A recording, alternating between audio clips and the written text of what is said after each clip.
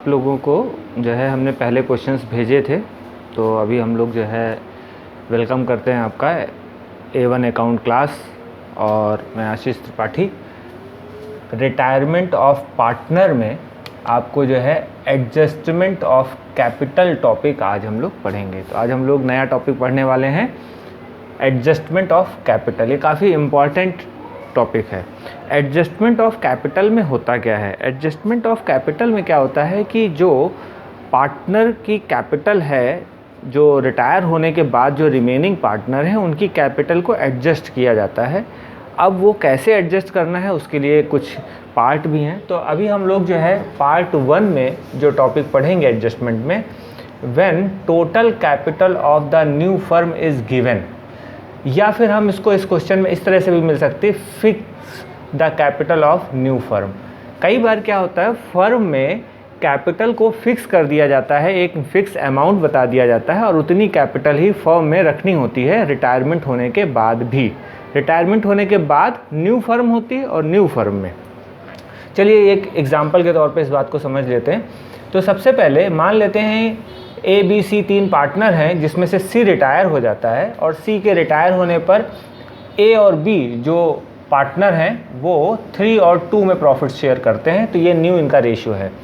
अगर new ratio है और क्वेश्चन में ये कैपिटल दे दी जाएगी, कैपिटल फिक्स कर दी जाएगी 10,000 रुपीज़ की। अगर टोटल कैपिटल फिक्स कर दी जाए 10,000 रुपीज़ की और क्वेश्चन बोलता है कि हमें न्यू रेशियो में इस कैपिटल को एडजस्ट करना है, तो हम पार्टनर कैपिटल में बाकी सब कुछ पहले जैसा ही बनाएंगे। यहाँ पर टोटल भी निकाल लेंगे और टोटल निकालने के बाद हम क्या करेंगे, इस 10,000 रुपीज़ की कैपिटल को 3/5 और 2/5 में डिवाइड करेंगे, मतलब न्यू रेशियो में इस कैपिटल को डिवाइड कर देंगे।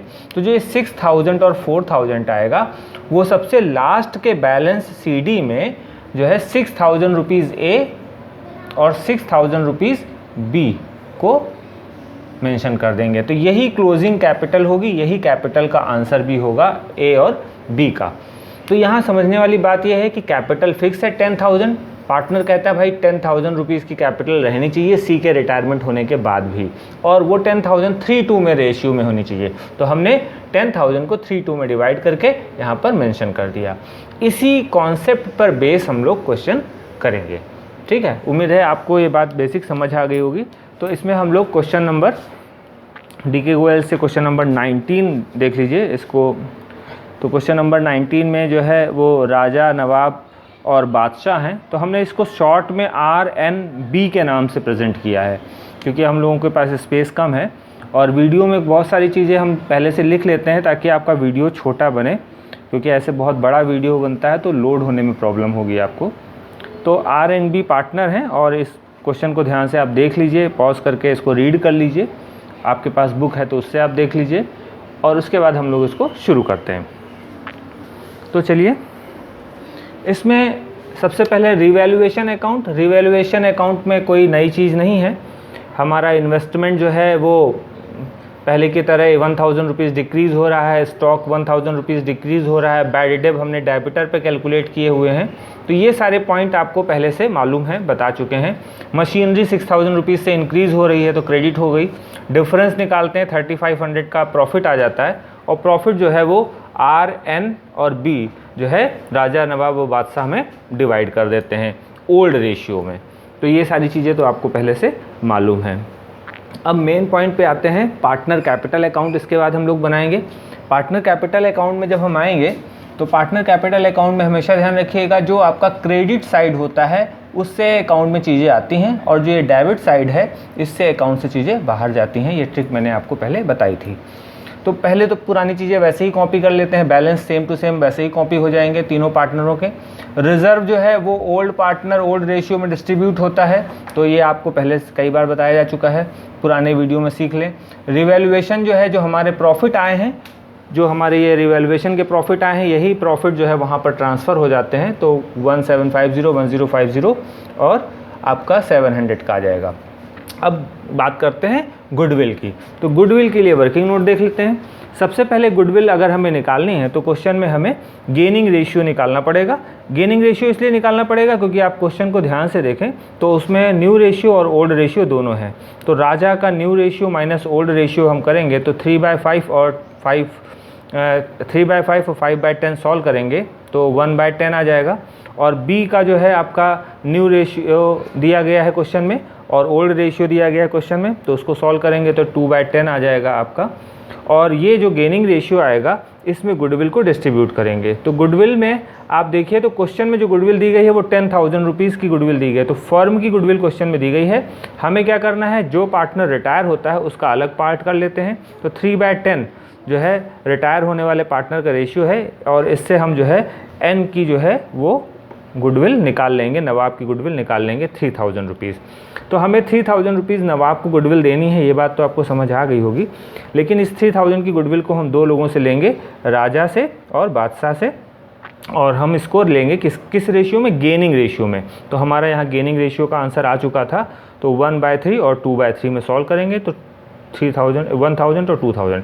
इसके हमारे पुराने वीडियो में हमने आपको डिटेल में बताया है, अगर आप चाहो तो वहाँ से इसका प्रैक्टिस कर सकते हो, सीख सकते हो। तो चलिए, जो 1,000 रुपीज़ है वो राजा से हमें लेना है। तो हम राजा के अकाउंट में 1,000 रुपीज़ डालेंगे तो ये अकाउंट से बाहर चले जाएंगे और ये नवाब के अकाउंट में एंटर कर जाएंगे। इसी तरीके से हमने बादशाह से 2,000 रुपीज़ अगर हम डेबिट में डाल दें तो ये बादशाह के अकाउंट से बाहर चला जाएगा और नवाब के अकाउंट में एंटर कर जाएगा। इस तरह से ये दोनों गुडविल का अमाउंट हमने नवाब को दे तो दिया और राजा और बादशाह के अकाउंट से विड्रॉ कर लिया। लिखने का टेक्निक हमने आपको सिखाया था कि ये अमाउंट 1,000 रुपीज़ कहाँ से आया है। ये आया है राजा से, इसलिए आर्स कैपिटल, और ये आया है 2,000 रुपीज़ बादशाह से, इसलिए बीस कैपिटल यहाँ मेंशन कर दिया गया। इसके बाद हम लोग यहाँ पर आते हैं तो ये अमाउंट जो 1,000 और 2,000 ये गए कहाँ पर, तो जाहिर सी बात है ये गए दोनों 1,000 2,000 नवाब के पास, इसलिए नवाब्स कैपिटल यहाँ लिख दिया जाएगा। मैंने शॉर्ट में नेम यूज़ किया है। आप लोग एग्ज़ाम में RNB नहीं लिखेंगे, फुल नेम ही लिखेंगे। कई बार मार्क्स इसकी वजह से भी कट जाते हैं, तो फुल नेम ही यूज़ करेंगे। हमारे पास स्पेस की प्रॉब्लम है इसलिए शॉर्ट में लिखा है। तो चलिए, ये तो आ गया। अब मेन कुछ पॉइंट्स पे ध्यान देना है। ये सारी चीज़ें आप पहले से सीख चुके हो। नवाब रिटायर हो रहा है, नवाब का रिटायर होने के बाद हमने इसका टोटल किया तो 20,250 आ गया। 20,250 नवाब का जब टोटल आ गया तो क्वेश्चंस के सबसे लास्ट लाइन में जाकर देखिए, उसमें लिखा हुआ है कि जो नवाब है उसको जो पेमेंट करना है उसको 1/3 कैश पेमेंट करना है और बाकी का पेमेंट लोन के थ्रू किया जाएगा। ये क्वेश्चन की सबसे लास्ट लाइन में आपको मिलेगी लाइन। तो नवाब का टोटल है 20,250, इतना पेमेंट हमें नवाब को करना है। जब इतना पेमेंट करना है तो इसका 1/3 कह रहा है कैश पेमेंट करो, तो 20,250 का 1/3 निकाल लेते हैं और जो 1/3 है उसको कैश पेमेंट करना है। 6,750 रुपीज़ का हम कैश लिख देते हैं। तो हमने कैश लिख दिया।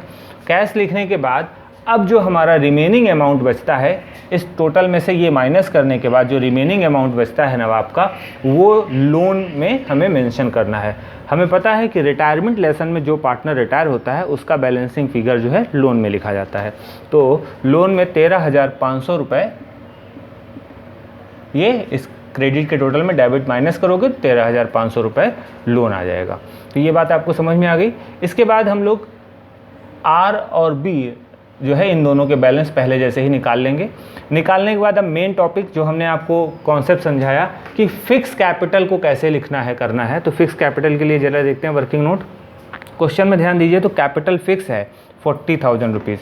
क्वेश्चन बोल रहा है कि नवाब के रिटायरमेंट होने के बाद भी कैपिटल जो है फॉर्म में 40,000 रुपीज़ रहनी चाहिए, ये फिक्स है। और वो कैपिटल 3:2 के रेशियो में रहनी चाहिए, मतलब राजा और बादशाह के पास जो है कैपिटल 3:2 के रेशियो में रहनी चाहिए, ये शर्त है। तो हमें क्या करना है, इन पॉइंट को यहाँ पर सॉल्व करके मेंशन करना है। तो चलिए 40,000 रुपीज़ का 3/5 निकालते हैं, 24,000 आ गया। और 40,000 रुपीज़ का 2/5 निकालते हैं तो यह आपका आ गया 16,000 रुपीज़। इन दोनों कैपिटल को सॉल्व करेंगे और यहाँ पर लिखेंगे, ध्यान दीजिएगा, टू बैलेंस आपका CD, और जो 24,000 है वो हम यहाँ पर लिख देते हैं। ये डायरेक्ट यहीं पर मेंशन किया जाएगा। और बादशाह में 16,000 निकाला था वो यहाँ लिख देते हैं। अब ध्यान दीजिए, ये बैलेंस CD आंसर के तो आ गए, लेकिन हमने जो पहले क्वेश्चन किया है उनको बैलेंस को यहाँ पर कॉपी करेंगे। तो ये आपका हो जाएगा बाय बैलेंस BD 22750 और 9500। तो ये बैलेंस है। ये बैलेंस ये बताता है कि इतना कैपिटल राजा का है सच में, ठीक है। तो कैपिटल है 22,750 रुपये राजा का, जबकि होना चाहिए 24,000 रुपीज़। तो ये कैपिटल है और ये होना चाहिए। इसका मतलब है हम इसमें एक डिफरेंस पता चल रहा है, तो हम इसका डिफरेंस निकालेंगे।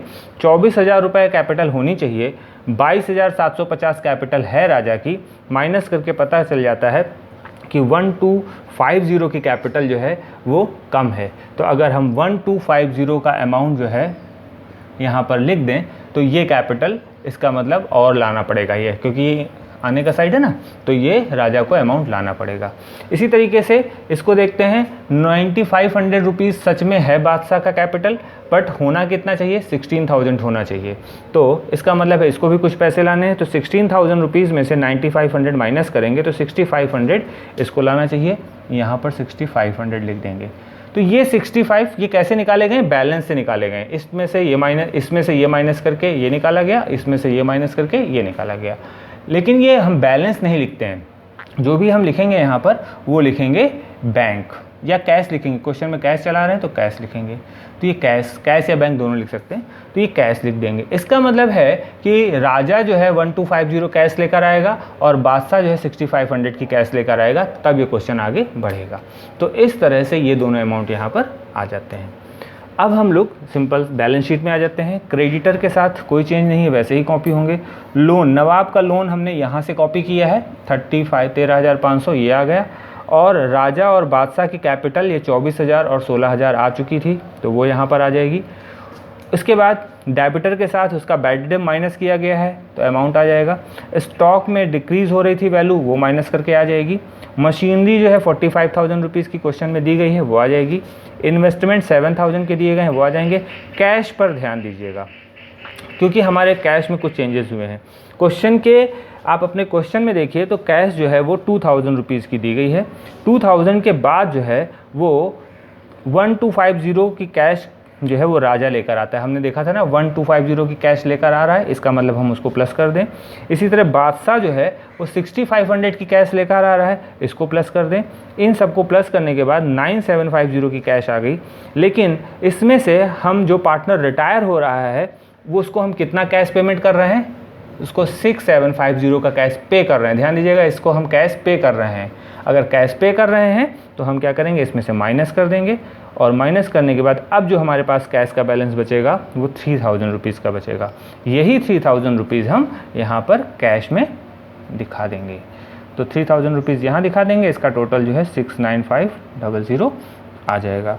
तो इसको ध्यान से, आराम से, छोटे छोटे स्टेप में इसको ध्यान से समझिए, और समझने के बाद कोई समस्या हो तो पूछ सकते हैं।